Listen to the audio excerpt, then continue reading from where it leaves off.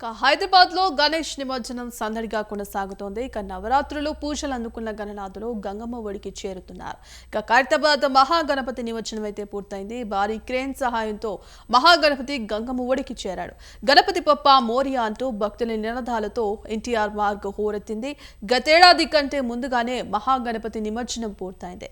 ఇక గణపతి నిమజ్జనానికి సంబంధించి మరిన్ని విశేషాలు అందించడానికి మనతో పాటు ప్రముఖ ఆధ్యాత్మికవేత్త కేవీఆర్ శాస్త్రి గారు ఉన్నారు. నమస్తే అండి గురుగారు. మా పరమేశ్వరార్పణ మహాగణాధిపతయే నమః. చెప్పండి గురుగారు, ఇవాళ ఖైరతాబాద్ మహాగణేష్ నిమజ్జనం అయితే పూర్తయింది. మరి ఈ నిమజ్జనానికి ఉన్న విశిష్టత గురించి మాకు తెలియజేస్తారా? అమ్మ తప్పకుండా. శుక్లాంబరధరం విష్ణుం శశివర్ణం చతుర్భుజం ప్రసన్న వదనం ఛాయేత్ సర్వ విఘ్నోపశాంతయే. అగజానన పద్మార్కం గజానన మహర్నిశం అనేకదంతం భక్తానాం ఏకదంత ఉపాస్మయే. అంటే గణపతి అన్న నామంలోనే గణాలకు అధిపతి. మనం చేపట్టబోయేటువంటి ఏ పనికైనా కూడా ఆయన యొక్క పరిపూర్ణమైనటువంటి అనుగ్రహం ఉంటుంది. ఒక్క మాట చెప్పాలి అంటే కనుక గణేశుడి యొక్క ఆరాధన, గణేష విధి విధానం చాలా గొప్పదమ్మ. ఎందుకంటే మనకు స్వామివారి యొక్క శ్లోకాలలో విద్యార్థి లభతే విద్యాం, ధనార్థి లభతే ధనం, పుత్రార్థి లభతే పుత్రాన్, మోక్షార్థి లభతే మోక్షం, జపేత్ గణపతి స్తోత్రం షడ్భిర్మాసై ఫలం లభేత్ సదా, సంవత్సరేణ సిద్ధించ లభతే నాత్ర సంశయ అని ఋషులు చెప్పబడి ఉన్నారు. అంటే విద్య కావాల్సిన వాళ్ళకి గణపతిని విద్యాపూర్వకంగా ఆరాధన చేయవచ్చు. లేదు ధనం కావాలి, ధనపూర్వకంగా స్వామిని ఆరాధన చేయవచ్చు. పుత్రులు వృద్ధిలోకి రావాలి, గణపతి ఆరాధన విశేషంగా చేయాలి. మోక్షం కావాలి, గణపతి ఆరాధన చేయాలి. అంటే ఏది కావాలన్నా కూడా ధర్మార్థ కామ మోక్షాలలో కూడా గణపతికి మించినటువంటి గొప్పది ఇంకొకటి లేదు. గణపతి ఆరాధన విశేషం. అంతవరకు ఎందుకమ్మా, మనం ఏదైనా ఇంట్లో శుభకార్యం చేసేటప్పుడు ఖచ్చితంగా వెంటనే మొట్టమొదటిగా గణపతికి నమస్కారం చేస్తాం. గణపతికి పూజ చెయ్యండి, గణపతికి ముడుపు కట్టండి, మనం ఏ పని చేయం. అంటే మన ఇంట్లో జరుగుతున్నటువంటి కార్యానికి ఖచ్చితంగా గణపతి యొక్క పరిపూర్ణమైనటువంటి అనుగ్రహాన్ని మనం కోరుకుంటున్నాం, ఖచ్చితంగా చేస్తాం. అది గృహప్రవేశమైన, వివాహమైన, ఏ కార్యమైనా కూడా ముందుగా గణానాహంత్వా గణపతి గుంభవామహే కవిం కవీనాముపమశ్రవస్తమం జ్యేష్ఠరాజం బ్రహ్మణస్పదానశృణ్వన్నోతిభిస్సీదసాదనం. మనం చేపట్టబోయేటువంటి ప్రతి పనిని మొదటిగా విజయవంతం అవ్వాలి. అంటే ఎటువంటి ఆటంకాలు రాకుండా, వివాహమైనా ప్రవేశమైనా ఇంకొకటైనా కూడా వాటి నీ ఆధీనంలోకి నాకు తెలియదు స్వామి, ఏవైనా ఆటంకాలు రావచ్చేమో, రిజిస్ట్రేషన్ దగ్గర కావచ్చు, లేదా వివాహంలో కట్న కానుకల విషయంలో కావచ్చు, బంధువుల విషయంలో కావచ్చు, విద్య విషయంలో కావచ్చు, నేను చదివింది గుర్తుండకపోవచ్చేమో, నేను చదువుకున్నటువంటి మార్కులు, నేను చదివిన ప్రశ్నలకి నాకు సమాధానం స్ఫురణ వచ్చేలాగా నువ్వు నాకు అనుగ్రహించు అని ఆ యొక్క ధ్యాన శ్లోకం కూడా ఉంటుంది. అంటే గణాలకు అధిపతి, కవిం కవీనాముపమశ్రవస్తామం అంటే మంచి తెలివితేటలు రావాలన్న, స్పాంట్యూనియస్ గా వాక్కు రావాలి అన్న, బుద్ధి ఉండాలన్న, ఎక్కడ ఎలా ఏ విధంగా మాట్లాడాలన్నా కూడా గణపతి యొక్క అనుగ్రహం ఖచ్చితంగా అవసరం. ఇంతటి వాక్చాతుర్యం ఉన్న వారికైనా కూడా గణపతి అనుగ్రహం లేని ఉంది. జ్యేష్ఠరాజం బ్రహ్మణాం బ్రహ్మణస్పద, మంచి తెలివితేటలు, యశస్సు, కీర్తి, విద్య, బుద్ధి ఇవన్నీ కూడా గణపతి యొక్క ఆధీనంలో ఉంటాయి. గణపతి మాత్రమే ఇవ్వగలుగుతారు. అసలు గణపతి ఆవిర్భావమే చాలా చిత్ర విచిత్రంగా జరుగుతుంది. అసలు ఇవాళ 11 రోజులు పూర్తి అవుతుంది. మనము ఎంత నిమజ్జనాలు చేస్తున్నాం, మనం స్క్రీన్ మీద చూస్తున్నాం. 11 రోజుల పాటు మనం ఎంత వైభవపేతంగా గణపతిని మనం ఆరాధించుకుంటాం. పిల్లలు, పెద్దలు ఒక్కొక్కరైతే గణపతిని విడిచిపెట్టడానికి కొంత బాధ, శోకతత్వ హృదయాలు. చిన్న పిల్లలైతే నీళ్ళలో వేసేప్పుడు వాళ్ళ తల్లిదండ్రులు నానా ఎందుకు విడిచిపెడుతున్నారు, వద్దు మనం ఉంచుకుందాం, ఎందుకు ఇంత కష్టపడి పూజ చేయాలి అనుకుంటాం. ప్రకృతి నుంచి వచ్చినటువంటి ఆ ప్రకృతిలోనే లీనమయ్యేటువంటి తత్వం గణపతి తత్వం. అసలు గణపతి ఆవిర్భావం చాలా విచిత్రంగా ఉంటుంది. అసలు గణపతి అన్నదమ్ములకు ఎలా ఉండాలో గణపతిని చూసి నేర్చుకోవాలి. తల్లిదండ్రులకు ఎలా ఉండాలో గణపతిని చూసి నేర్చుకోవాలి. తర్వాత మేనమామతో ఎలా ఉండాలో గణపతిని చూసి నేర్చుకోవాలి. దేవాది దేవతలకు కూడా ఎలా ఉండాలో ఆయనను చూసి నేర్చుకోవాలి. ఆయనను విమర్శించిన వాళ్ళని సైతం అక్కున చేర్చుకున్న విధానం కూడా మనం గణపతిని చూసి నేర్చుకోవాలి. అసలు ఇన్ని తత్వాలు ఉన్నాయా గణపతి అని చూస్తే, గజాసురుడు అనేటువంటి ఒక రాక్షసుడు ఘోరమైన తపస్సు చేసి ఈశ్వరుణ్ణి ప్రత్యక్షమవుతాడు. స్వామి, నువ్వు ఏదో ఒక వరం ఇస్తావు, బ్రహ్మ వరం ఇస్తాడు, విష్ణు వచ్చి సంహరిస్తాడు. ఇదంతా నాకు వద్దు, నువ్వు వచ్చి నా కడుపులో ఉండు అంటాడు. వెంటనే ఈశ్వరుడు ఏమనలేక తథాస్తు అంటాడు, కడుపులో వెళ్ళిపోతాడు. పార్వతీదేవి వచ్చి నారాయణుని అడిగింది, నారాయణ అన్నగారు, నా భర్త వెళ్ళి చాలా కాలమైంది, ఎక్కడికి వెళ్ళాడో తెలియదు, జాడ రాకుండా ఉంది అంటే, విష్ణుమూర్తి వారు తన తపస్సు శక్తి చేత ఎక్కడికి లేరమ్మా, భూలోకంలో ఉన్నాడు, నేను వెళ్ళి తీసుకొస్తాను. ఆయన వాహనమైనటువంటి నందీశ్వర నమస్తుభ్యం సంబాదాయక నమోస్తుదే మహాదేవస్య పూజార్థం అనుజ్ఞాం దాతుమర్హసి. ఏదైనా ఈశ్వరారాధన చేయాలంటే మొట్టమొదటిగా నందీశ్వరుడికి నమస్కారం చేయడం. ఆ నంది ఆ విష్ణుమూర్తి ఇద్దరూ కలిసి భూలోకానికి వచ్చారు. అక్కడ మీరు బాగా తత్వం పట్టుకోవాలి. అంటే ఆ పురాణ వృత్తాంతం అంతా మనం తర్వాత మాట్లాడుకుందాం. తర్వాత ప్రశ్నలో అక్కడ చెల్లె అడిగిన వెంటనే అన్నగారు ఒక్క మాట కూడా కాదనకుండా చెల్లె మాటను తీసేయకుండా అన్న కాబట్టి మొట్టమొదటి ఆవిర్భావం అవ్వటమే అన్నా చెల్లెల మధ్య స్వామివారి యొక్క వృత్తాంతం జరుగుతుంది. అంటే చెల్లెను మనం గౌరవించడం అనేది గణపతిని చూసి కూడా నేర్చుకోవాలి. అందుకే మనం శ్రావణ పౌర్ణమికి రక్షాబంధం వస్తాం.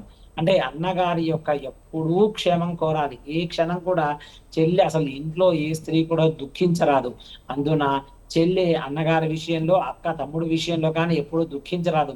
చెల్లెల్ని కష్టపెట్టేవాడు, అలాగే అక్కలని సరిగా చూసుకొనివాడు, వాడు ఎంత పెద్దవాడైనా కూడా వాడికి యశస్సు రాదు, వాడికి అపకీర్తి ఖ్యాతి వస్తుంది. ఎందుకంటే అన్నగారి క్షేమం కోరాలి. ఆడపిల్ల అక్కడికి వెళ్ళినా కూడా క్షేమం కోరుతుంది కాబట్టి, పుట్టినింటి క్షేమం కోరుతుంది కాబట్టి అన్నగారు కూడా ఆ విధంగా మనకు మొట్టమొదటి అక్కడ ఆవిర్భావం.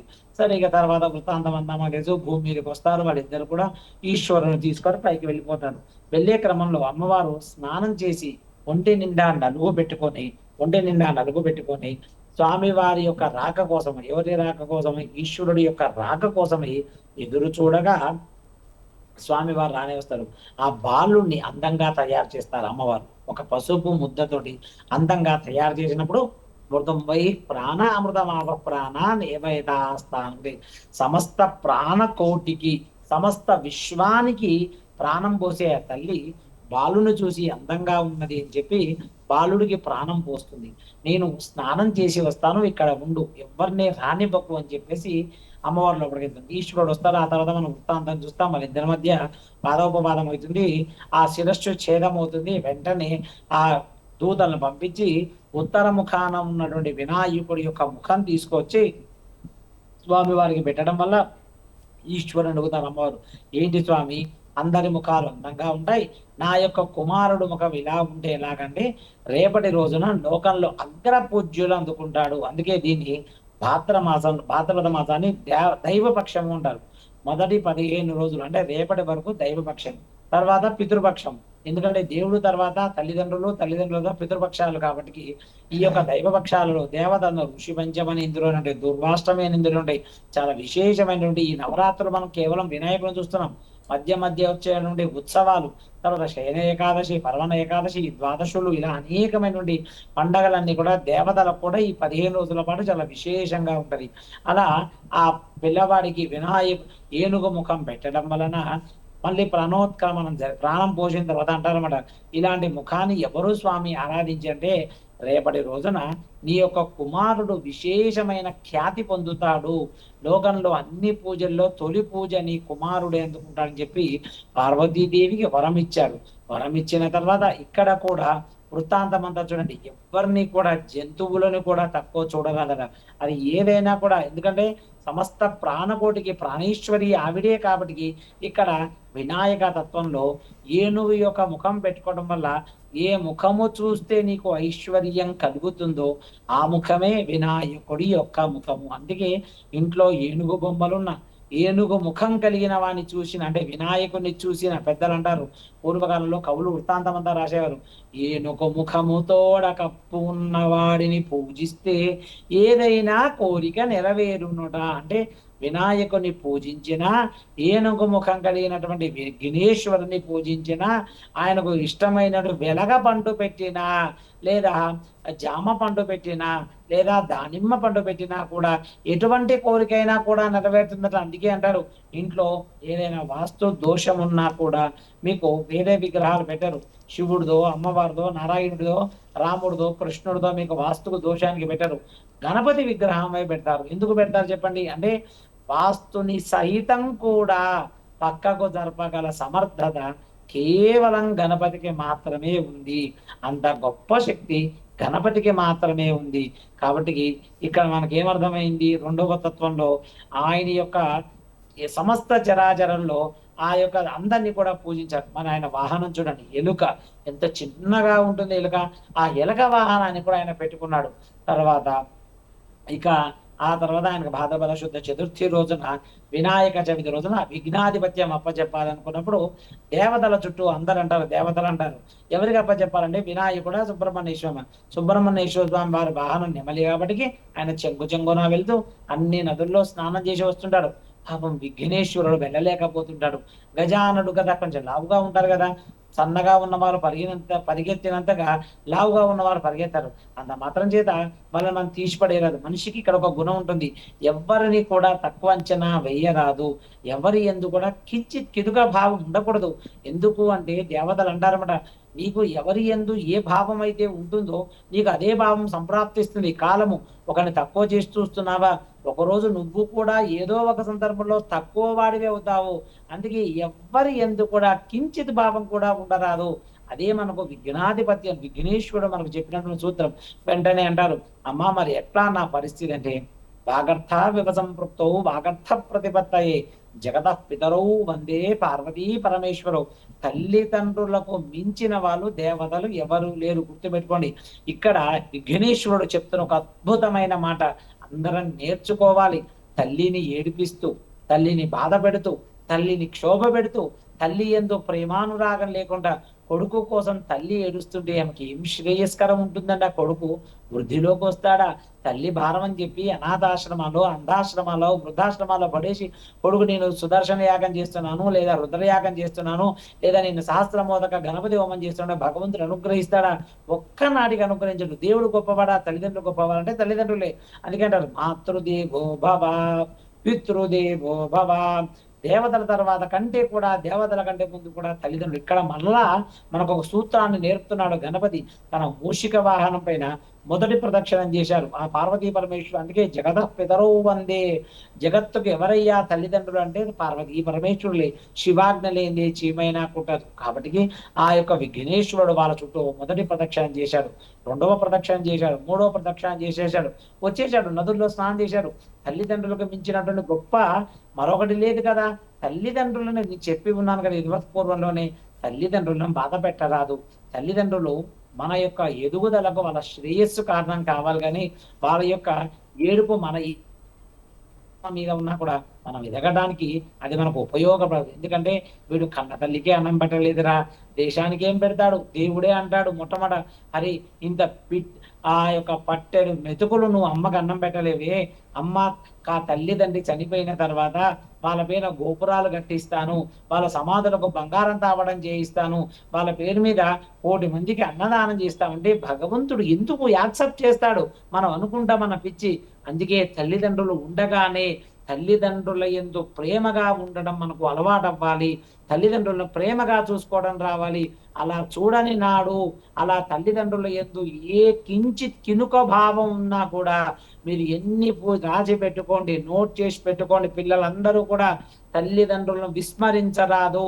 తల్లి మాట జవదాటరాదు. తండ్రి మాట ఒకవేళ అది మనకు ఇబ్బందికర వాత ఉన్నా వాళ్ళకు అర్థమయ్యే విధంగా చెప్పాలి గాని, వాళ్ళని క్షోభపెట్టి మనం ఒక్క నాటికి కూడా ఉండదు. ఇక్కడ అదే చెప్పాడు, గణపతి ప్రదక్షిణం చేయడం వలన వెంటనే దేవతలు ఆధిపత్యం ఇచ్చారు. ఇక్కడ చూడండి, రెండవ సూత్రం మనకు తల్లిదండ్రులు ఎలా చూడాలి చెప్పారు. ఇక మూడవ సూత్రం చూస్తే కనుక ఆయనకి సాయంత్రం పూట భాద్రపద శుద్ధ చతుర్థి రోజున వినాయక చవితి చేయాలని పట్టం కట్టారు. అందరూ దేవతలు వచ్చారు.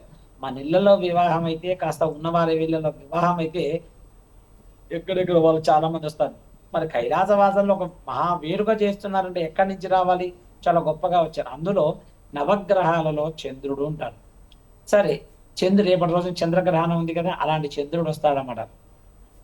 చంద్రుడు ఈయన చూసి నవ్వుతాడు. ఆ యొక్క ఉదరం చీల్చుకొని వెళ్ళిపోతే అమ్మవారి కోపం వస్తుంది.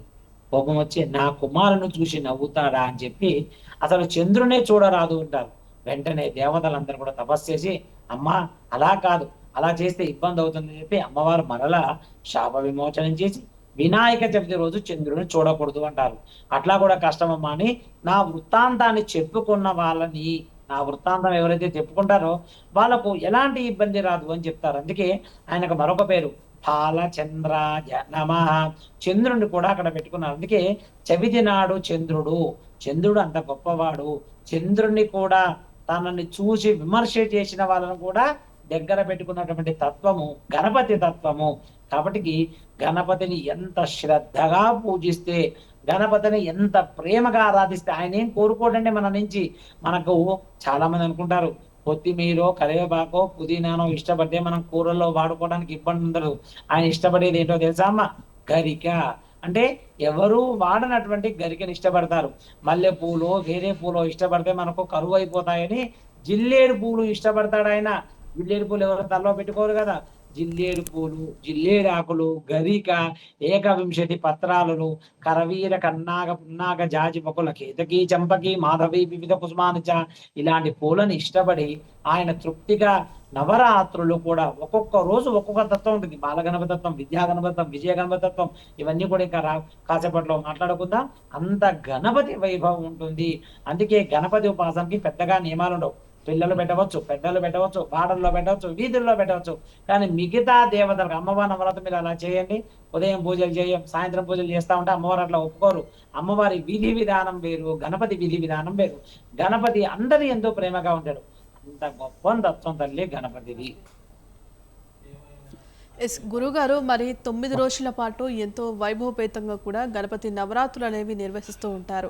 మరి మన తెలుగు సంస్కృతి సాంప్రదాయాల ప్రకారం అసలు గణపతిని ఎందుకు ఈ నవరాత్రులలాగా జరుపుకోవాలి అని అంటారు? అసలు ఈ ఆచారం ఎలా వచ్చింది? ఈ ఆచారం అంటే గణపతి తత్వము మొదటి నుంచి దేవతలను ఆరాధించే తత్వం మన భూలోకానికి వచ్చింది. సరే, అనేక మనకు వృత్తాంతాలు ఉన్నాయి. ఎవరో ఒకరు మనకు గణపతి వైభవాన్ని అలవాటు చేశారు. బాలగంగాధర అందరినీ కలుపుకోవడానికి కోసం ఇది ఒక వృత్తాంతం కూడా ఉంది. అందులో ఎలాంటి సందేహం లేదు. కానీ గణపతి వైభవం అన్నది, గణపతి తత్వం అన్నది పూర్వకాలంలో వ్యక్తిగతంగా ఉండేది. అంటే ఉపాసనా పద్ధతుల్లో లక్ష్మీ గణపతి, విజయ గణపతి ఉపాసన పద్ధతుల్లో ఉండేవి. అవి రాను క్రమక్రమేపీ బాహ్యంలోకి వచ్చేసి అందరూ ఆచరించడానికి ఉంది, అందరూ చేసుకోవచ్చు. మాకు ఇది ఆచారం లేదండి అన్న లేదు. ఎందుకంటే విద్య కావలసిన వాళ్ళు చేయాలి, ధనం కావలసిన వాళ్ళు చేయాలి. ప్రతి ఒక్కరూ కూడా గణపతిని ఆరాధించి గణపతి వైభవాన్ని తెలుసుకుంటే, అంటే ఒకటి మనకు గణపతి నేర్పే తత్వం ఏంటంటే ప్రకృతి నుంచే వస్తాడు. అంటే మట్టి గణపతి మట్టి నుంచి వచ్చి మళ్ళీ మట్టిలోకి వెళతారు. కాబట్టి జీవన్లో అంటే ఇక్కడ మనకు ఒక నిగూఢమైన రహస్యం కూడా మనం ఒకటి బాగా గమనించవచ్చు. ఎలా గమనించవచ్చు అంటే, ఏదైనా కూడా బాగా గుర్తుపెట్టుకోండి, భూమి మీద ఆవిర్భావమైంది భూమి మీదనే, దేహం భూమి మీద పట్టింది, దేహం భూమి మీదే వెళ్ళిపోతుంది. ఆత్మ పరమాత్మతో ముడిపట్టుకున్నది దేహాన్ని విడిచిపెట్టిపోతుంది. కాబట్టి గణపతి తత్వము మనకు అన్ని విధాలా కూడా మనకు ఒక గొప్ప సూక్తిని నిర్పిస్తుంది. గణపతి తత్వం మనకు అర్థం అవుతుంటే చాలా విశేషమైనటువంటి మనకు యోగాలు కూడా కనిపిస్తుంటాయమ్మా. అందరూ చేయవచ్చు అనేక తరాలుగా. ఇప్పుడు కాదు, పూర్వకాలం నుంచి కూడా మీకు ఇప్పుడు కాదు గణపతి వైభవం అన్నది. నీకు ఇందాక ఒక కథ చెప్పాను తల్లి. ఆ తర్వాత భాద్రపద శుద్ధ చతుర్థి రోజున చంద్రుడు నవ్వడం వల్ల వినాయకుడు ఆధిపత్యం వహించిన తర్వాత కొంతకాలం తర్వాత కృష్ణ పరమాత్మ కూడా వినాయక వ్రతం చేయకపోవడం వల్ల నీలాప నిందలు పడ్డాడు. ఓహో, ఇవాళ భాద్రపద శుద్ధ చతుర్థి కదా, నేను వినాయకుడిని పాలలో చూశానని చెప్పి ఆ తర్వాత ఆయన శమంతకమని కోసం చెయ్యని తప్పులు నిందరావడం వలన అయ్యో నీలాప నిందలు వస్తున్నాయి అంటే కనుక నేను భాద్రపద శుద్ధ చతుర్థి రోజున వినాయక చవితి వ్రతం చేయలేదు అనుకున్నానంటే, ఇప్పటి కాదు కృష్ణ తరం కంటే ముందు నుంచి కూడా ఈ వినాయక వైభవం ఉంది. దేవాది దేవతలు కూడా ఆయన ఆరాధిస్తారు. విఘ్నేశ్వరో సుముఖశ్చేకదంతశ్చ కపిలో గజగర్ణిక లంబోదరశ్చ వికటో విఘ్నరాజో గణాధిప ధూమకేతుర్గణాధ్యక్ష పాలచంద్రో గజానన శూర్పకర్ణో హేరంభ స్కందపూర్వజ షోడశే శృణుయాదపి అంటారు. అంటే ఎప్పుడైతే సృష్టి ఆవిర్భావం జరిగిందో అప్పటి నుంచి కూడా గణపతి యొక్క తత్వాన్ని మనకు అలవాటవుతుంది. ఆనాటి నుండి కూడా గణపతి వైభవం ఉన్నది. ఎందరో దేవాది దేవతల మధ్యలో వచ్చి వెళ్ళిపోయారు, కానీ ఎప్పటికీ సృష్టిలో వాళ్ళు అలాగే ఉంది. అనేక రకాల ప్రాంతాల్లో కూడా ఈ యొక్క పండగని మహాపర్వనిగా చేసుకుంటారమ్మా. అయితే గురుగారు, ముఖ్యంగా ఇవాళ మట్టి గణేషుని ప్రతిష్ఠించాల్సింది పోయి ప్లాస్టర్ ఆఫ్ ప్యారిస్తో పూర్తిగా ట్రెండింగ్గా మారుతున్న గణనాథుల్ని మనం చూస్తున్నాం. అసలు ఒకప్పుడు పార్వతీదేవి పసుపు ముద్దతో తయారు చేసిన గణపతిని పూజిస్తే ఎంతో శుభకరం అంటూ కూడా మనం ఏదైనా కార్యక్రమం చేసేటప్పుడు కూడా ముందుగా గణపతిని పూజిస్తూ ఉంటాం. మరి అలాంటి గణపతిని ఇవాళ నవరాత్రుల పేరుతో 9 రోజుల పాటు 11 రోజులని, ఒకరు మరికొంతమంది 21 రోజులని అంటూ కూడా అనేక రకాలుగా ఇవాళ పూజలు నిర్వహిస్తూ ఉంటారు. మరి ముఖ్యంగా గణనాథుడు అనగానే మనకి ముందుగా గుర్తొచ్చేది నైవేద్యం. స్వామివారికి ఇష్టమైన ఉండ్రాలు పెట్టాల్సింది పోయి ఇవాళ వివిధ రకాల ప్రసాదాలు తయారు చేస్తూ గణనాథుని ముందు ఉంచుతున్నారు. అంటే స్వామివారికి ఏ రకమైన ప్రసాదాలు నైవేద్యంగా మనం పెడితే మనకు ఆ ఫలితాలు అనేవి కలుగుతాయంటారు? తప్పకుండా మీరు అడిగిన ఒక్క ప్రశ్నలో చాలా ప్రశ్నలు ఇందులోనే నిమిడీకృతమై. మొట్టమొదటిగా పసుపు గణపతిని, అంటే మనం మిగతా దైవ కార్యాలు చేసేటప్పుడు పసుపు గణపతిని చేయమన్నారు. అంటే ఇక్కడ ఒకటి గుర్తుపెట్టుకోండి, మారుతున్న తరానికి, అంటే నేను ప్లాస్టర్ ఆఫ్ ప్యారిస్ని ఎంకరేజ్ చేస్తున్నానని చెప్పను. సరే, పిల్లల యొక్క మనోభావాలు సరే తయారవుతున్నాయి, మనం వాటిని చెయ్యమని వద్దు అని నేను వ్యక్తి. ఎందుకంటే కొంత టెక్నాలజీ మారుతుంది, దానికి అనుగుణంగా మట్టి గణేష్ ద బెస్ట్, అంతకు మించి అయితే తెలియదు. ఎందుకంటే ఫస్ట్ ఎప్పుడు కూడా బెస్ట్కే చాలా ఇంపార్టెన్స్. వాడు ఎంత బాగా చదివానండి, ఎగ్జామ్లో మార్కులు రాకపోతే ఏం ప్రయోజనం? బాగా చదివాడండి మావాడు, 24 గంటలు చదివాడండి, రాత్రి ఎగ్జామ్ టైంలో గుర్తుండి రాయకపోతే వాడు ఏమవుతుంది? అంత మ్యాచ్లన్నీ ఆడామండి, ఫైనల్కి వచ్చి ఓడిపోతున్నామంటే కూడా అది కూడా మనం కౌంట్లోకి తీసుకోవడం లేదు. ఏమండి మావాడు ఒక్క నిమిషం లేటుకి వచ్చాను, కొన్ని ఎగ్జామ్స్లోకి రానివ్వరు. కాబట్టి ద బెస్ట్ అనేది మట్టి గణపతి. అది 1 అడుగా 2 అడుగుల 8 అడుగుల 60 అడుగుల మట్టి గణపతి ద బెస్ట్. ఎందుకంటే అది మట్టి ద్వారా, ఎందుకంటే అందులో వ్యర్థమైన పదార్థాలు ఉండవు. కాబట్టి మీరు మట్టి గణపతిని విశేషంగా పూజించవచ్చు, మట్టిది. ఇక రెండో విషయానికి వస్తే కనుక నైవేద్యాల విషయానికి వచ్చే వరకు గణపతికి ఎన్ని రకాల నైవేద్యాలను పెట్టవచ్చు బాగా గుర్తుపెట్టుకోండి. ఫస్ట్ మనస్సులో పాయస అంచ భక్ష చడశ్రోపేత భక్య భోజ్య లేఖ శుష్క నారికేల. ఇందులో గణపతికి ఇష్టమైనవి, ఆయనకు చిటికెడంత బెల్లం పెట్టినా కూడా ఇష్టమే. బాగా గుర్తుపెట్టుకోండి. గణపతి ఎప్పుడైనా సరే ఇంట్లో బుధవారం అయినా గణపతికి అటుకులు, బెల్లము, ఉండ్రాళ్ళు, గరిక, బియ్యపరవతో చేసేటువంటి బియ్యపరవ నూకతో చేసేటువంటి ప్రసాదము, తర్వాత చప్పటి ఉండలు అంటే బియ్య పిండితో చేసేటువంటి పదార్థాలు కూడా ఆయనకి ఇష్టం. ఇంకా ఆయనకు అన్నంలో విషయానికి వస్తే కొబ్బరన్నం మహాప్రీతి. అంటే సూర్యగ్రహే మహానృత్యం ప్రతిమా సన్నిధౌ వాజత్వా అష్టసిద్ధో మహాభవతి. అంటే అష్టద్రవ్యాలతో కూడా స్వామికి విశేషంగా కూడా స్వామికి ద్రవ్యం చేయొచ్చు. అటుకులన్నా, వరిపేరాలన్నా, తేనె అన్నా, చెరుకు ముక్కలన్నా కూడా, తర్వాత దానిమ్మ గింజలన్నా కూడా స్వామి వారికి చాలా, బెల్లం అన్నా కూడా, తెల్ల నువ్వులు, కొబ్బరి కుడకలు, కొబ్బరి కాయతో చేసినటువంటి ప్రసాదము స్వామికి చాలా పరమ ప్రీతి అయింది. ఏమీ ఇవన్నీ లేకపోతే కూడా చిన్న బెల్లం ముక్క పెట్టినా కూడా స్వామి ప్రీతి చెందుతాడమ్మా. అయితే గురుగారు మరి వినాయకుడు అనగానే అన్ని విఘ్నాలను తొలగించే గణనాథుడిగా మనం కొలుస్తూ ఉంటాం. మరి వినాయకుడిని ఏ రోజుల్లో మనం ప్రతిష్ఠించిన దగ్గర నుంచి నిమజ్జనం అయ్యేంత వరకు ఏ రోజుల్లో నిమజ్జనం అనేది చేసుకోవచ్చు? వినాయకుడిని ప్రతిష్ఠించినప్పటి నుంచి నిమజ్జనం అయ్యి పూర్తయ్యేంత వరకు కూడా ఎలాంటి నియమ నిబంధనలు పాటించాలి అని అంటారు? మంచి ఇది కూడా ఒక మంచి కార్యాచరణమైన వినాయకుడిని ఎన్ని రోజులు పేరులోనే ఉంది కదమ్మా, నవరాత్రి అంటే మనకి ఏం చెప్తున్నాం, 9 రాత్రులు పూజించి 10వ రోజు ఏ రోజైనా తీసేయాలి. సరే, ఇక మనకు ఒక ఆచారం ఉంటూ శుక్రవారాలు మంగళవారాలు ఇవి కొంతమంది ఇలా పాటిస్తుంటారు కాబట్టి 11వ రోజు నాడు ఖచ్చితంగా తీసేయాలి. ఈ మధ్య కాలంలో 11 అని 13 అని 15 అని ఇలా అనేక మంది అనేక రకాలుగా పెట్టుకుంటున్నారు. కానీ 9 రాత్రులు మాత్రమే ఉండాలి. కనీసం 9 రాత్రుల మాట దేవుడెరుగు. ఒక్క రోజైనా కూడా అతను ఇంట్లో వినాయక వ్రతం చెయ్యాలి. ఖచ్చితంగా వినాయక వ్రతం ఒక్క రోజైనా కూడా వినాయక వ్రతం చేయవలసింది, అందులో మార్పు లేదు. కనీసం ఆ ఒక్క రోజైనా కూడా పూజించాలి. ఇక ఓపిక లేని వాళ్ళు ఒక రోజు ఓపిక ఉంటే 3 రోజులు, 5 రోజులు, 7 రోజులు, 9 రోజులు అవకాశం ఉండి 9 రోజులు పూజించుకోవచ్చు. ఇక స్వామి వారి యొక్క దీక్షాపూర్వకమైన విధి విధానాలు ఏంటి అంటే కనుక కంకణం కట్టుకుంటే, స్వామి వారికి ఇష్టమైనటువంటి సింధూర వర్ణం అంటే సింధూరం సంబంధించినటువంటి వస్త్రాలు వేసుకోవడము, పులు లేకుండా ఉండడము, అలాగే స్వామి వారి యొక్క చేతికి రక్షాబంధనం కట్టుకోవడము, తర్వాత వచ్చేసి స్వామి వారికి ఉదయం సాయంకాలం వేళల్లో పూజ చేయడము, గరికతో విశేషంగా పూజ చేయడము, ప్రతిరోజు కూడా భూతల శయనం చేయడము, దీక్షలో ఉండి బాగా గణపతిని ఆరాధించాలి. ఇక గణపతి వ్రతం పెట్టుకొని రోజు కలశం పెట్టుకొని అఖండం పెట్టుకొని రోజు పూజించాలి అనుకున్న వాళ్ళకి నియమాలు. అఖండం పెట్టుకొని రోజు కూడా ఉదయం సాయంకాలం వేళలో పూజ చేయాలి. ఏకభుక్తం ఒక పూట మాత్రమే భోజనం చేయాలి. అది మధ్యాహ్నమా సాయంత్రం అని వాళ్ళకి.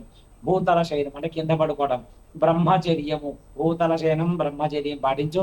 ఏదైనా మధ్యలో మార్గ మధ్యలో పార్థివ దేహాలు ఎదురైతే స్నానం చేసి ఇంటికి వచ్చి మన తల స్నానం చేసుకొని శుభ్రంగా ప్రతిరోజు ఉదయం సాయంకాలం వేళ గణపతిని పూజించుకుంటూ గణపతి అష్టోత్తరం కానీ గకారపూర్వక సహస్రనామాలతో కూడా స్వామిని పూజ చేసుకుంటే కనుక స్వామి వారి యొక్క అనుగ్రహం కలుగుతుంది. కాకపోతే ఇప్పుడు సాయంకాలం వేళలో పూజలు అవుతున్నాయి. భక్తి స్వామికి అన్నిటికంటే ముఖ్యంగా గణపతికి భక్తి ప్రాధాన్యత. భక్తితో చేస్తే నేను చెప్పాను కదమ్మా, ఎంత శ్రద్ధగా ఎంత భక్తితో పూజ చేస్తే స్వామి ఏదైనా తీర్చగలడు. అంటే ఒక్క మాట మన వాడుక భాషలో చెప్పాలంటే అన్ని సర్వాధికారాలు అమ్మవారు గణపతికి ఇచ్చేశారు. ఏది కావాలన్నా, ఇల్లు కావాలన్నా గణపతి ఇవ్వాలి, విద్య కావాలన్నా గణపతి ఇవ్వాలి, విజయం కావాలన్నా అందుకే అంటారు విద్యా గణపతి. విద్యార్థి విద్యనిచ్చేవాడు ఆయనే, విజయము ఇచ్చేవాడు ఆయనే. హరిద్ర పసుపుతో ఉన్నటువంటి గణపతిని ఆరాధిస్తే సౌమంగళ్య ఇబ్బంది రాదు, అంటే మాంగళ్య దోషం ఉండదట. అలాగే వాస్తుపూర్వకంగా గణపతి పెడితే వాస్తు దోషం ఉండదు. రత్నగర్భ గణపతి, వల్లభ గర్భ గణపతి, లక్ష్మీ గణపతి, బీజాపూర గణపతి, మహాగణపతి, ధ్యేయ గణపతి, నృత్య గణపతి. ఒక్కటేంటమ్మా, స్వామి వారి అవతారాలు అనేకం. ఏ విధంగానైనా కూడా పూజించవచ్చు. గణపతి గణపతికి అన్నిటికంటే ఇష్టమైంది ఏంటంటే తర్పణం. స్వామివారి యొక్క మంత్రాన్ని ఒక బ్రాహ్మణుని పిలిపించుకొని చతురావర్త తర్పణము. గణపతికి ఇష్టమైన సంఖ్య కూడా 444. ఆయన యొక్క తర్పణ సంఖ్య ఇక్కడ 3 4 12. 12 అంటే కనుక 2 + 1 3. 3 అంటే ఎవరు? బ్రహ్మ విష్ణు మహేశ్వరులు. లోకమంతా కూడా వాళ్ళ అధీనంలో త్రిమూర్తి స్వరూపంగా ఉన్నవాడు కూడా ఆయనే. కాబట్టి ఆయన యొక్క సంఖ్య కూడా 444. ఆ 444ని కనుక మనం చూస్తే 12. 2 + 1 3 కాబట్టి 3ని కనుక మనం చూస్తే బ్రహ్మ విష్ణు మహేశ్వర హంస కూడా ఆయనే. కాబట్టి సమస్త వ్యాపకత్వానికి ఆయనే ఉంటారు. కాబట్టి గణపతిని శ్రద్ధగా పూజించవచ్చు, దీక్షాపూర్వకంగా కూడా పూజించవచ్చు దాన్ని. అయితే గురుగారు, వినాయకుడికి 21 పత్రాలతో పూజ అనేది చేస్తూ ఉంటారు. మరి ఈ నిమజ్జనం చేసేటప్పుడు కూడా 21 పత్రాలతో నిమజ్జనం చేయొచ్చా? అసలు ఏ విధంగా చేయాలంటారు? అమ్మా, అంటే ఒక నిజమైన మాట చెప్పాలి అంటే గనక పూర్వకాలంలో బావులు, చెరువులు, ఇళ్లలోనే కొలను ఉండేటివి. మనం పెట్టుకుంటున్న గణపతిని మన ఇంట్లో, అంటే ఇప్పుడు చాలా మంది చెయ్యట్లేదు. చాలా మంది దగ్గరలో ఉన్నటువంటి చెరువులు అలా వెళ్ళిపోతున్నారు. అసలు మన గణపతిని మన ఇంట్లోనే కొత్త టబ్బు కానీ లేదంటే కొత్త స్టీల్ బేసిన్ కానీ తీసుకొచ్చి ఉపనిషత్తు అని ఉంటుంది. ఒక బిందెతో నీళ్లు తీసుకొని ఓం గం గణపతయే నమ, లేదా ఒక ఉపనిషత్తు తోటి స్వామివారి ఆ మట్టి విగ్రహాన్ని ఉద్వాసం చెప్పి ఆ ఆకులు అవన్నీ కూడా స్వామివారి చుట్టూ పెట్టి ఆ పత్రిని పెట్టి ఆ మంత్రాల పూర్వకంగా ఆయన మీద నీళ్లు పోస్తూ ఆయన యొక్క మట్టిని అంటే ఆ నిమజ్జనోత్సవ కార్యక్రమాన్ని చేసి ఆ తీర్థాన్ని తీసుకోమని చెప్పి, ఎందుకంటే ఈ 10 రోజుల పాటు బింబంలో ఆ శక్తి అంతా కూడా ఉంటుంది కాబట్టి ఆ బింబం యొక్క తీర్థం తీసుకోవడం లేదా కళ్ళకి నీళ్లు రాసుకొని ఆ మట్టిని పొలాల్లో వచ్చేటప్పుడు ఎలాగైతే అడుగులు వేస్తామో ఆ నీళ్ళల్లో కూడా స్వామి వెళ్ళిపోతూ జలంలో అంతర్ధానమైన ఆ మట్టిని పూల చెట్లో కానీ ఆ స్వామి వారి యొక్క ప్రసాదాన్ని ఎవరైతే తీసుకుంటారో వాళ్ళని స్వామి సంపూర్ణంగా అనుగ్రహిస్తారు. కాబట్టి అది మనకు ఋషులు చెప్పినటువంటి ధర్మం. ఇంకా ఇంట్లోనే లేదా మన చెరువులోనో లేదా మన బావుల్లోనో మన పొలాల్లోనూ మన నిమజ్జనం చేసుకుంటే ఆ యొక్క బింబంలో మన ఈ 10 రోజుల పాటు స్థిరోభవ, వరదోభవ, సుముఖోభవ, సుప్రసన్నోభవ ఒక బింబాన్ని స్వరూపంగా భావించాం కాబట్టి ఆ యొక్క స్వరూప బింబాన్ని మనం ప్రసాదాని కింద మనం వాడుకుంటే మన పొలాలకు, మన వ్యవసాయ క్షేత్రాలకు, మన భూములకి మనకు రక్షగా ఉండేవాడు గణపతి కాబట్టి ఆ ప్రసాదాన్ని వాడుకోవడం చాలా వరకు శ్రేయస్కరం తల్లి. అయితే గురుగారు, ఇక వినాయక చవితి రోజు చంద్రుడిని చూడకూడదు అని అంటారు. అసలు ఎందుకు చంద్రుడిని చూస్తే నిందలు వస్తాయని మరికొందరు రకరకాలుగా చెప్తూ ఉంటారు. అసలు వినాయక చవితి రోజు మనం చంద్రుడిని ఎందుకు చూడకూడదు అంటారు? మీకు ఆల్రెడీ ఈ ప్రశ్నకి నేను మొట్టమొదటి సమాధానం చెప్పి ఉన్నానమ్మా. ఎందుకంటే భాద్రపద శుద్ధ చతుర్థి రోజున స్వామిని చూసి పక్కపక్క నవ్వుతాడు, అంటే హేళన చేస్తాడు. ఇలాంటి చిన్నవాడు అంటే పొట్టివాడా మనల్ని రాజ్య పరిపాలన చేసేవాడు, ఈయన ఇంత లావున్నాడు అని చెప్పి ఆ యొక్క నరదిష్టి పెట్టడం వలన ఆ యొక్క ఉదరం చీల్చుకురావడం వలన చంద్రుణ్ణి చూడకూడదు అని అమ్మవారు శపిస్తారు. కాకపోతే విష్ణుమూర్తి వారు వెంటనే వేడుకొని యాదేవి సర్వభూతేషు శక్తి రూపేణ సంచిన అమ్మ, సమస్త ఓషధులకి, సమస్త జలాలకి, సముద్రాలకి, నక్షత్రాలకు కూడా ఆయన అధిపతమ్మా, ఆయనను చూడండి ఉండలేరు. కాబట్టి నువ్వు ఆ శాప విమోచన వెనక్కి తీసుకోండి. లేదు నేను తీసుకోనంటే, లేదమ్మా ఖచ్చితంగా తీసుకోవాలంటే నారాయణుడి మీద ఉండేటువంటి కృతజ్ఞతతో భాద్రపద మాసంలో స్వామివారిని చంద్రుని చూడొద్దంటారు. అట్లా కూడా కష్టమమ్మా అంటే వినాయక చవితి రోజున చూడకూడదు అంటారు. అట్లా కూడా కష్టం అంటే అమ్మా ఎవరో ఒకరు చూడండమ్మా, వినాయక వృత్తాంతం చెప్పుకొని గనక చంద్రుని చూడడం వల్ల దోషం ఉండదు. కాబట్టి చంద్రుడు గణపతిని చూసి పక్కపక్క నవ్వు, అంటే నేను ఇందాక చెప్పి ఉన్నాను కదా, మనకు పక్కవాడిని చూసి హేళన చేసేటువంటి గుణం మనకు రాకూడదు. మొట్టమొదట ఎవరికైనా చూడే భగవంతుడు ఈశ్వరుడు అనన్యాశ్చింతయంతో మాం ఏ జనా పర్యుపాసతే తేషాం నిత్యాభియుక్తానాం యోగక్షేమం వహామ్యహం. అంటే ఎక్కడైనా కూడా భగవంతుడు ఎవరికైనా యోగం ఇస్తాడు. మనం పక్కవాడిని చూసి నిందలు చేస్తున్నా, పక్కవాడిని ఒక తక్కువ భావంతో చూస్తున్నా, నాకు ఇది ఉంది వాళ్ళకి లేదు, నాకు అందం ఉంది వాళ్ళకి లేదు, నాకు ఐశ్వర్యం ఉంది వాళ్ళకి లేదు, నాకు సంతానం ఉంది వాళ్ళకి సంతానం లేదు, నాకు ధనం ఉంది వాళ్ళకి ధనం లేదు, ఈ భావన మనలో కలిగిన రోజున వీడు నా మీద డిపెండబుల్ అయ్యాడు, లేదు వీడు నాకు కావలసిన ఇది అన్న భావన మనలో వచ్చినప్పుడు, అంటే ఎదుట వాళ్ళని అనగతొక్కే తత్వం మనకు వస్తుంది అంటే అక్కడ అదే మీకు వినాయకుడు చెప్పిన తత్వం అలా ఉండరాదు. అందుకే ఆయన చేతులు చూడండి ఎంత పెద్దగా ఉంటాయంటే ఎంతమంది వచ్చినా ప్రసాదాలు పెట్టినా కూడా తీసుకుంటాడు. ఒక గజకర్ణకాయ నమః, ఆయన చెవులు కూడా చాలా పెద్దగా ఉంటాయట. అంటే ఎంత మంది చెప్పినా కూడా వింటారట. అంటే ఎంతమంది ప్రార్థనలు, ఓం నమో వ్రాతపతయే నమో గణపతయే నమః ప్రమదపతయే నమస్తేస్తు లంబోదరాయ ఏకదంతాయ విఘ్న వినాశిని శివసుతాయ శ్రీ వరదమూర్తయే నమో నమః. అంటే ఎంతమంది చెప్పినా కూడా వినేటువంటి తత్వం కేవలం గణపతికి మాత్రమే ఉంటుంది. కాబట్టి భాద్రపద శుద్ధ చతుర్థి రోజున వినాయకుని చూసి నవ్వినందుకాను ఆయనకి ఆ రోజు పూజలు చేసుకోకపోవటం, వినాయక చతుర్థి చేయకుండా చంద్రుని చూస్తే నీలాప నిందలు వస్తాయన్నమాట. అయితే గురుగారు, వినాయకుని రూపంలో ఒక్కొక్క రూపంకి ఒక తత్వం ఉంటుంది అని అంటారు. వాటి గురించి తెలియజేస్తారా? వినాయక తత్వాలు అనేకమమ్మ. లక్ష్మీ గణపతి, లక్ష్మీ కావాలి అనుకుంటే లక్ష్మీ గణపతి కావాలి. విజయం కావాలి, విజయ గణపతిని ఆరాధన చెయ్యాలి. హేరంభ గణపతి, నృత్య గణపతి, బాగా నృత్యంలో రాణించాలి, అంటే బాగా డ్యాన్స్లో రాణించాలి, లేదా బాగా కూచిపూడి కళలో విశేషమైన ఖ్యాతి తెచ్చుకోవాలి. ఖచ్చితంగా నృత్య గణపతిని ఆరాధన చేయాలి. లేదు మాంగళ్యంలో ఏదైనా అష్టమ స్థానంలో ఉన్నటువంటి ఆయు స్థానంలో ఏదైనా భర్తకు గండం ఉంది, ఏదైనా ఇబ్బందులు ఉన్నాయి, అప్పుడు వాళ్ళు ఏం చేయాలి? పసుపుతో చేసినటువంటి గణపతిని ఆరాధన చేయాలి. ఎంత చేసినా కూడా ఇంట్లో వాస్తుపరమైన ఇబ్బందులు ఉన్నాయి, మహాగణపతిని ఆరాధన చేయాలి. వాస్తు గణపతిని ఆరాధన చేయాలి. సాధకులు రత్నగర్భ వల్లభ గణపతిని ఆరాధన చేయాలి. అంటే గణపతి యొక్క రూపము 108 రకాలు, 36 మనకు వాడుకలో ఉన్నాయి, కానీ 16 విశేషంగా ఉంటాయి. కానీ ఒక్కొక్క రూపానికి ఒక్కొక్క, అందుకే అంటారు జాతకంలో చూసినప్పుడు సంతానం కలగట్లేదు, వెంటనే సంతాన గణపతి పుత్ర గణపతి వ్రతం చేయాలి. ఏ పని చేసినా కూడా అన్ని ఆటంకాలే వస్తున్నాయండి, అన్ని సంకష్టాల గణపతిని చేయాలి, శక్తి గణపతిని చేయాలి. ఏమండి ఒంట్లో శక్తి సరిపోవట్లేదండి, అనేక రకాలుగా ఇబ్బందులు ఉంటాయి, శక్తి గణపతిని ఆరాధన చేయాలి. అంటే ఒక్కొక్క టర్మ్కి ఒక్కొక్క ఇది, మన కోరికను బట్టి మన కామ్యాన్ని బట్టి ఆయా గణపతిని ఆరాధన చేయాలి. ఎందుకంటే అమ్మవారు సర్వాధికారాలు కూడా గణపతి దగ్గరే ఉన్నాయి. కాబట్టి గణపతి ఒక్కొక్క రూపానికి ఒక్కొక్క తత్వం. ఒక్క మాట చెప్పాలంటే ఆయన గురించి చెప్పుకుంటూ పోతే 365 రోజులు కూడా మనకు టైం సరిపోదు. అంత గొప్ప శక్తి గణపతికి మాత్రమే ఉందమ్మా. అయితే గురుగారు 9 రోజుల పాటు వినాయక నవరాత్రులు చేస్తూ ఉంటారు. మరి నిమజ్జనం అనేది ఎందుకు చేయాలి అని అంటారు? వాటి గురించి తెలియజేస్తారు. అమ్మ మట్టిలో ఆవిర్భావం అయింది కాబట్టి అంటే చిన్న ఆర్యోక్తి చలోక్తి 9 రోజులు పూజించడానికి మనం గానా అపసోపాలు పడుతున్నాం. పొద్దున సాయంత్రం దీపం పుట్టించాలి, బయటికి వెళ్ళకూడదు, ఎక్కడా తినకూడదు, ఫంక్షన్ చేయకూడదు, ఏం చేయకూడదు, చాలా కష్టాలు ఉన్నాయి. పాపం వాళ్ళని మనని ఇంకా ఎన్ని రోజులు ఇబ్బంది పెట్టాలే, చాలే నాయన.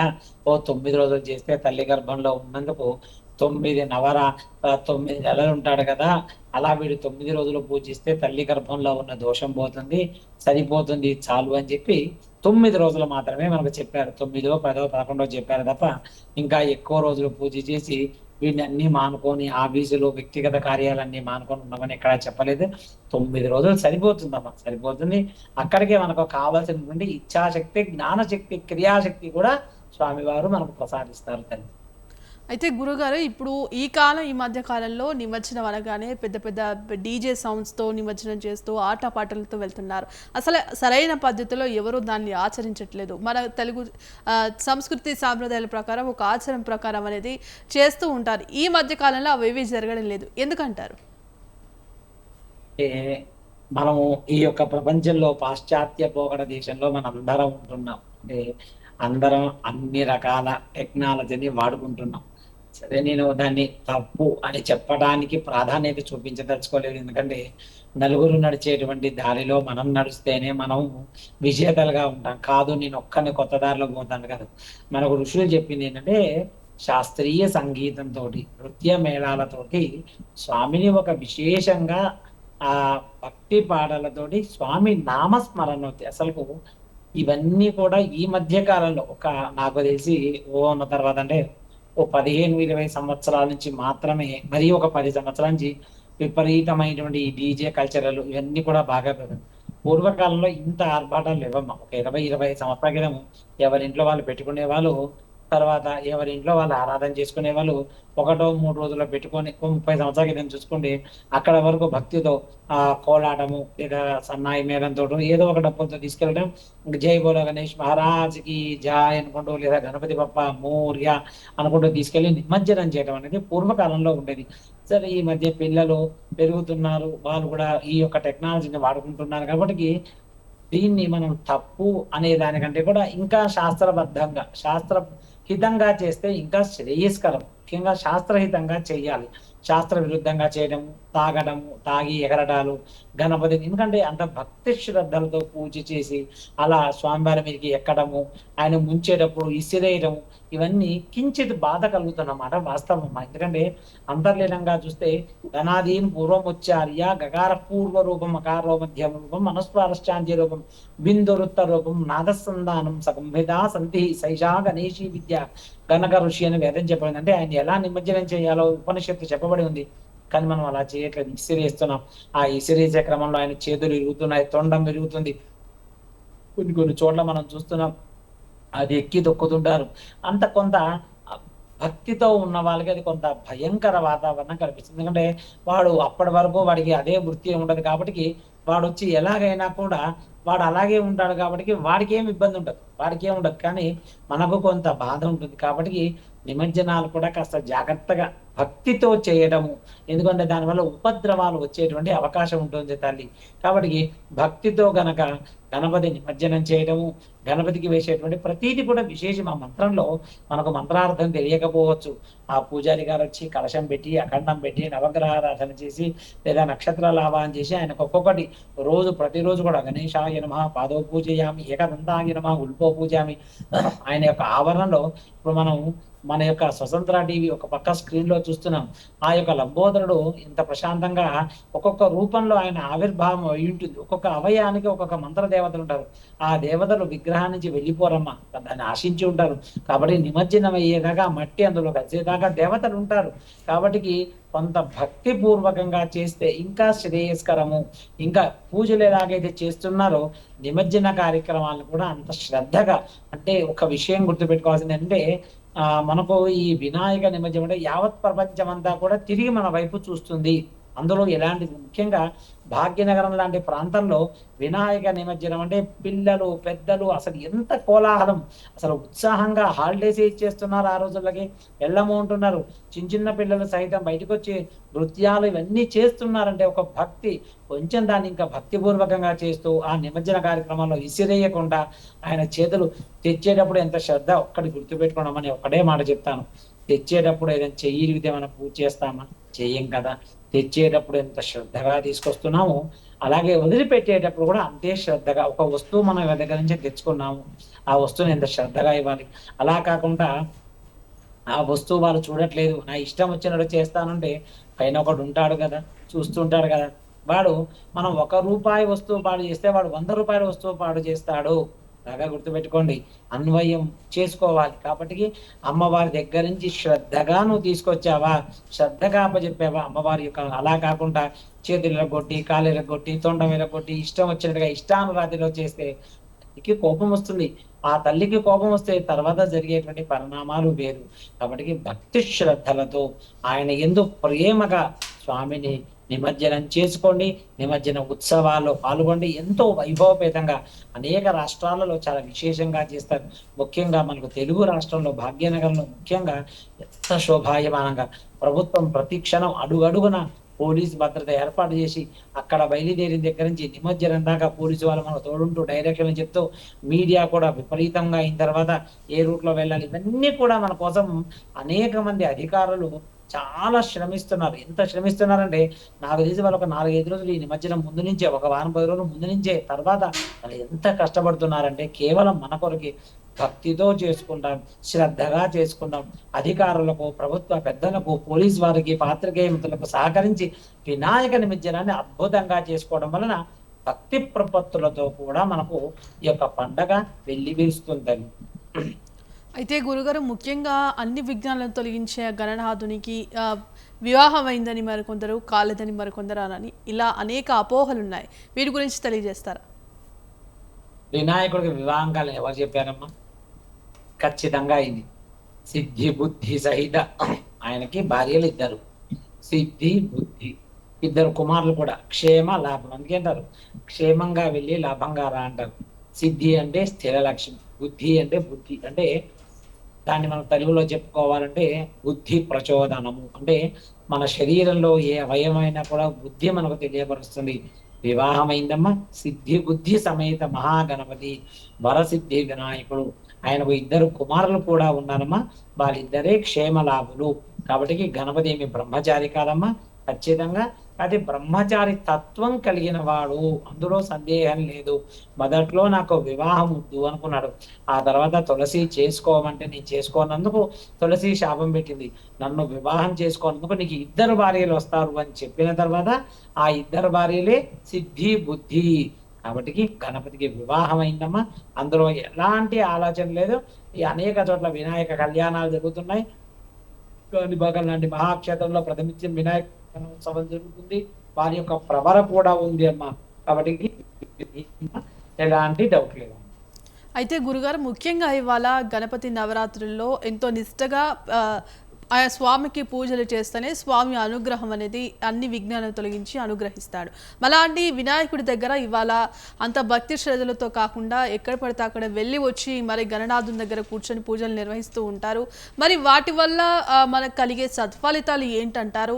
ఇవాళ నాన్ వెజ్ తిని కూడా మళ్ళీ స్వామివారి దగ్గర వచ్చి పూజలు చేస్తున్న పరిస్థితులు కూడా చూస్తున్నాం. ఇట్లాంటి ఘటనలు కూడా చాలా జరుగుతూ ఉన్నాయి. ఇది తప్పమ్మా. ఎవరో మీకు అంటే ఆ తప్పుడు సమాచారం అమ్మా. కాకపోతే నాన్ వెజ్ తినొచ్చి గణపతి దగ్గర పూజ చేయడమ్మా. బాగా గుర్తుపెట్టి, అది అందరికీ వర్తిస్తుంది. నేను ఎవరిని సమర్థించట్లే, నేను మిమ్మల్ని చేయడం అంత సాహసం చేయరు. కాకపోతే వినాయక నవరాత్రులు ఒకటి మాత్రం చేస్తారు, అంటే పాటించాల్సిన నియమ నిబంధనలు ఏంటంటారు? పాటిస్తారు. వినాయకుడికి మొదటి 9 రోజులు బాగా పాటిస్తారు, అందులో లేదు. కాకపోతే అక్కడ ఉన్నంతసేపు భక్తితో ఉంటారమ్మా, అందులో ఎలాంటి డౌట్ లేదమ్మా. వినాయకుని పెట్టినప్పుడు నేను చాలా మంది పిల్లలను చూస్తుంటే అనేక మంది నాన్ వెజ్లు తిని చేయరు, పూజల దగ్గరికి రారు. ఆ భయం అందరిలో ఉంది, ఆ భక్తి ఉంది. దాన్ని మనం ఎక్కడా కూడా తక్కువగా చూడాలి. కాకపోతే ఈ లాస్ట్ రోజుల్లో కాస్త ఈ యొక్క మద్యం స్వీకరించి దాన్ని కొంచెం ఎగరడం అన్నది కొంత ఉన్నది. అందులో మనం ఆ విషయంలో ఒప్పుకోవచ్చు. కానీ గణపతి ఉన్నన్ని రోజులు, గణపతి పెట్టిన రోజులు, గణపతికి కంకణం కట్టుకున్న రోజులు భక్తితో ఉంటారమ్మా. ఆ తప్పుడు పని చేయరు. పొరపాటు కూడా చాలా మంది నిష్టగా ఉన్నవాళ్ళు, మెడలో కండవ వేసుకున్న వారు ఉల్లిపాయ తినరు, ఎల్లిపాయ తినరు, నియమంగా ఉంటారమ్మా. ఒకవేళ అలా తినాల్సి వచ్చిన రోజు వాళ్ళ దగ్గరికి రాదు. వాళ్ళు పూజ చేసుకునే రోజు ఇంట్లో శుభ్రంగా పసుపు నీళ్ళు చల్లుకొని, గంగాజలం చల్లుకొని, ఇంకా నేను ఒక పురోహితుడిగా చెప్తున్నాను కదమ్మా, అది పొరపాటు. ఈ నాన్ వెజ్ దీని అంత ధైర్యం చెయ్యరు. అలాంటి తప్పులు మన తెలుగువారు అస్సలు చేయరు. ఎక్కడో కోటికి ఒక్కడో ఎవడో ఒకడు ఉంటాడు, కానీ వాడిని మనం పెద్దగా పట్టించుకోకలేదు. తులసి వనంలో ఒక గంజాయి మొక్క కాడిగా వాడి గురించి ఆలోచించవలసిన అవసరం లేదు. సాధ్యమైనంత వరకు, నాకు తెలిసినంత వరకు, నా భక్తులు కానీ, నేను విశ్వసించే నా యజమాన దేవుళ్ళు కానీ, నేను అనేక మందికి నా ప్రసార మాధ్యమాల్లో కానీ, నేను కేవీఆర్ శాస్త్రి ఈ యొక్క ఇన్స్టాగ్రామ్, ఫేస్బుక్ ద్వారా అనేక మందికి ఎప్పటికప్పుడు కూడా జనజాగృతంగా చేసేటువంటి విషయం ఏంటంటే, అలాంటి విషయాల్లో రారమ్మా. అసలు నాన్ వెజ్ తిన రోజు వాళ్ళు గుడికి వెళ్ళారమ్మా. తినవలసి వస్తే ఫోన్ చేసి అడుగుతారు, శాస్త్రి గారు మేము వెళ్ళొచ్చా? కాబట్టి అంత సాహసం చేయరమ్మా. కాకపోతే లాస్ట్ రోజు వినాయకుని ఉద్వాసం చెప్పిన తర్వాత ఇంకా ఏదైనా కాస్త ఆ యొక్క తీర్థం పుచ్చుకొని ఇంకా వాళ్ళు ఆ ఉత్సాహం అది ఉండాలి కాబట్టి కొంచెం చేస్తారు కమ్మా. అంత సాహసం చేయరమ్మా, అలాంటి తప్పులు పని చేయరమ్మా. అలాంటి ఆలోచన కూడా మనకు వద్దు. అయితే గురుగారు, ముఖ్యంగా ఇవాళ విగ్రహాన్ని పెట్టిన తర్వాత, వినాయకుడిని ప్రతిష్ఠించిన తర్వాత స్వామి మరి కండువ కావచ్చు, కంకణం కావచ్చు కట్టుకుంటూ ఉంటారు, వేసుకుంటూ ఉంటారు. మరి ఇది కేవలం ఏ ఏజ్ గ్రూప్ వాళ్ళకు వేసుకుంటే మంచి జరుగుతోంది, ఆడపిల్లలు ఏ ఏజ్ వరకు వేసుకోవచ్చు అని అంటారు? అసలు అమ్మ ఒకటి గుర్తుపెట్టుకో అమ్మ, అంటే నీ ద్వారా అందరికి, స్వతంత్ర టీవీ ప్రేక్షకులకు అందరికి, అసలు గణపతిని చిన్న పిల్లల దగ్గర నుంచి రేపో మాపో చనిపోతున్నటువంటి మరణం వచ్చే వరకు గణపతిని ఆరాధించాలమ్మా. నీ శరీరంలో ఒక భాగం గణపతి. ఎందుకు అంటే గణపతికి వయస్సు ఇది సంబంధమే లేదు. స్త్రీలకు ఇతరత్ర ఇబ్బందులు లేకుండా ఉండి మగవాళ్ళు బాగా విశేషంగా చేస్తారు, ఆడవాళ్ళు దానికి సంబంధించిన సమీకరణలు చేస్తారు. పిల్లలు పూజించాలమ్మా. ఇప్పుడు చాలా మంది కొంతమంది చేస్తున్నారు, గణపతి పూజలో పుస్తకాలు పెడతారు. చాలా మంది, చాలా చోట్ల కూడా ఉంటుంది, ఇంట్లో పుస్తకాలు పెట్టి పూజ చేస్తారు. ఎందుకంటే విద్యలో ఆటంకాలు రాకుండా ఉండాలి. గణపతిని శ్రద్ధగా ఆడవాళ్ళు నైవేద్యం చేసి ఇస్తుంటారు. మన నైవేద్యం చేసే తల స్నానం చేస్తారు కదా, వాళ్ళు కూడా వచ్చి పసుపు కుంకుమ వేసుకుంటారు కదా, వాళ్ళు కూడా పత్రి వేసుకుంటారు కదా. కంకణానికి, వయస్సుకి, కండువాకి, వయస్సుకు సంబంధం లేదమ్మా. ఆబాల గోపాల విదిత సర్వానుల్యంఘు శాసన. అందరూ ఆబాల గోపాలమంతా కూడా ఆరాధించవచ్చమ్మా. అసలు ఒక్క మాట చెప్తా, గణపతి బాలులతో ఉన్నప్పుడు బాల చేష్టలు ఉంటాయట. అంటే బాలులు ఎలాగైతే ప్రవర్తిస్తారో ఆయన అలా ప్రవర్తిస్తాడు. సంసారిక సుఖంలో ఉండే వాళ్ళకి ఆ విధంగా ఉంటాడట, యోగం చేసే వాళ్ళకి యోగం, నృత్య. అసలు ఈ ఒక మనిషికి ఏం కావాలో, ఒక మనిషికి ఏం నువ్వు అడగక్కర్లేదు. నిజాన్ని చెప్పాలి అంటే, ఇంకా నిగూఢమైన రహస్యం చెప్పాలంటే గణపతి గురించి ఏమైనా నోరు తెచ్చి అడగక్కర్లేట. గణపతి ఇది నాకు ఇవ్వు అని అడగక్కర్లేట. అలా అరుదైన దేవుడు ఎందుకు అవుతాడమ్మా? అసలు అడగక్కర్లేదు. నువ్వు పూజ చేయి, నీకు ఏం కావాలో నువ్వు కోరుకున్న 10 తొండంతో ముందు తీసుకొచ్చి నీ ముందు పెట్టేస్తాడు. అదే గణపతి తత్వము. గణపతి ఏనుగు యొక్క తల శిరస్సు మీద పెడితే శాస్త్రం ఎలాగైతే ఒక అద్భుతమైన శక్తి పనిచేస్తుందో, గణపతి తత్వం అంతా. గణపతిని ఎవరైతే పూజ చేస్తారో, గణపతి ఆరాధన ఎవరైతే చేస్తారో వాళ్ళు ఇది అడగక్కలే. అయ్యా మా అమ్మాయి పెళ్లి చేయి అడగక్కలే, అడగవలసిన పని లేదు. అడగకుండానే మంచి సంబంధం తీసుకొస్తాడు. అంత తపశ్శక్తి గణపతికి ఉంది. గణపతి హోమం చేసిన గణపతి వైభవాన్ని తెలుసుకున్నా, గణపతి తెలుసుకున్నా చాలట, సమస్త కోరికలు నెరవేరుతాయట. కాబట్టి ఏ ఏజ్ గ్రూప్ వాళ్ళైనా కూడా గణపతిని పూజించవచ్చు తల్లి.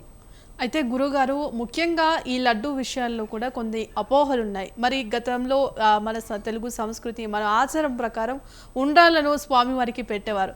ఇప్పుడు మారుతున్న పరిస్థితులకు అనుగుణంగా లడ్డు అనే ఒక ఆచారం వచ్చింది. ఇది ఎందుకు అంటారు? అమ్మా, ఈ లడ్డు అన్నది ఆచారంగా వచ్చిందని మీరే చెప్తున్నారు. ఇంకా ఆచారానికి శాస్త్రానికి అన్వయం చేయరాదు. బాగా గుర్తుపెట్టుకోండి. ఆచారం వేరు, శాస్త్రం వేరు.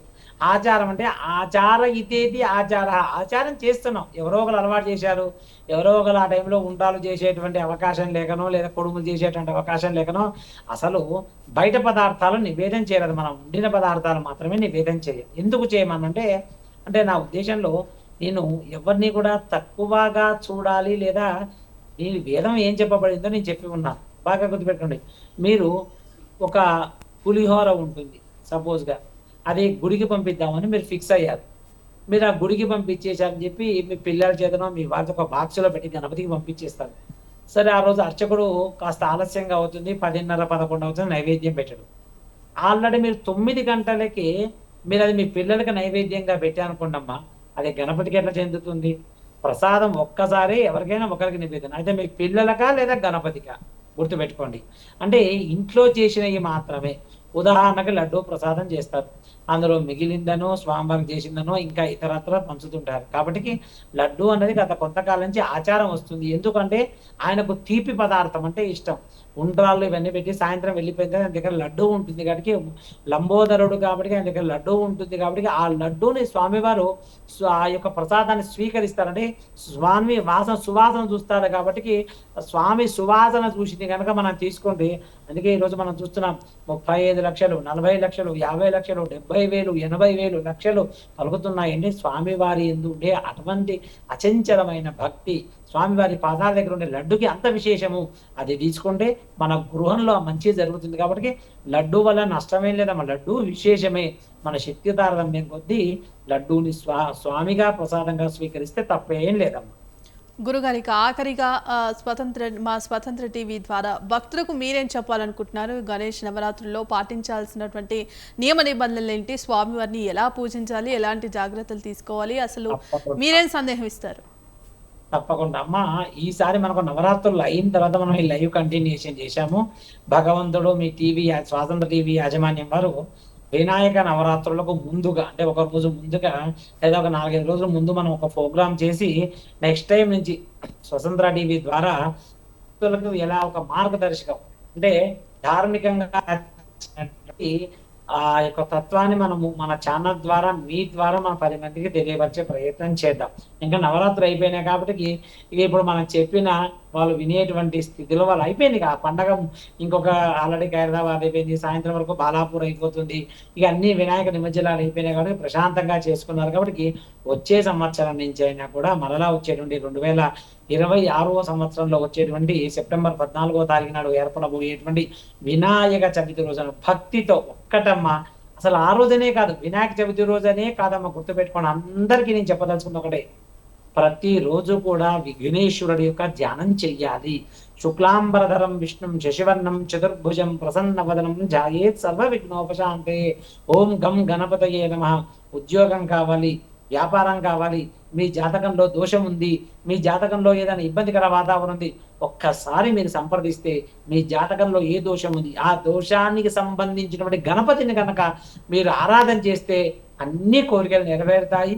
కాబట్టి గణపతిని ప్రశాంతంగా భక్తిపూర్వకంగా చెయ్యండి. ఒక నవరాత్రి అనే కాదు, ఇంట్లో పూజ చేసుకున్నా, ఏదైనా ఇంట్లో కార్యక్రమాలు చేసుకున్నా కూడా గణపతిని శ్రద్ధగా పూజించడం వల్ల అన్ని కోరికలు నెరవేరుతాయమ్మా. స్వతంత్ర టీవీ ద్వారా మీ యొక్క టీవీ యాజమాన్యానికి అందరికీ కూడా భగవంతుడి యొక్క పరిపూర్ణ అనుగ్రహం కలగాలని, మీ టీవీ కూడా అచంచలమైన ఇంకా పేరు ప్రఖ్యాతలు తెచ్చుకోవాలని, మాలాంటి వాళ్ళ ఎంతో మందికి మీరు ఇక్కడ మాట్లాడేటువంటి ఒక వేదిక మీద అవకాశం ఇవ్వాలని ఆ గణపతి పాదపద్మాలకు నమస్కారం చేస్తూ, సుముఖశ్చేకదంతశ్చ కవిలో గజకర్ణిక లంబోదర శివగడో విఘ్నరాజోగనాధిప ధూమకేతుర్గణాధ్యక్ష పాలచంద్రో గజానన వక్రతుండ శూర్పకర్ణో హేరంబ స్కంద పూర్వజ షోడశైతాని నామాని ఎప్పుడే శృణుయాదపి విద్యారంభే వివాహే చ ప్రవేశే నిర్గమే తథా సంగ్రామే సర్వకార్యేషు విఘ్నస్తస్య నిజాయితే యజ్ఞే చ విధిమార్తాండ చంద్రోపేంద్రవందిత నమో గణపతే తుభ్యం బ్రహ్మణాం బ్రహ్మణస్పతి సర్వం శ్రీ గణపతి దేవతార్పణమస్తు. ఇక గణేష నిమజ్జనానికి సంబంధించి ఎన్నో విశేషాలను చాలా చక్కగా తెలియజేశారు. ధన్యవాదాలు గురుగారు. నమస్కారం. పరమేశ్వరార్పణమస్తు.